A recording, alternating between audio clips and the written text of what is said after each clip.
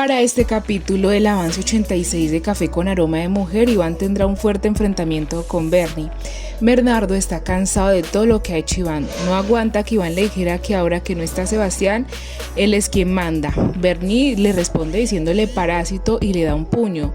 Pero Iván no se queda atrás y se van a los golpes. Tal fue el enfrentamiento que llamaron a seguridad y sacaron a Iván. Luego Lucrecia hablará con Bernie y le dice que dónde está Iván Vallejo para que dé la cara por todo lo que está haciendo. Lucrecia podría ser la clave para que se sepa la verdad de los malos manejos de Café Élite, ya que ella supo desde un principio los malos manejos que Iván estaba haciendo con la empresa. Por esto y muchas razones lo abandonó. ¿Será que Lucrecia hablará y ayudará a Sebastián a salir de la cárcel? ¿Ustedes qué opinan? ¿Será que ella tendrá el valor de delatarlo y salvar a su excuñado?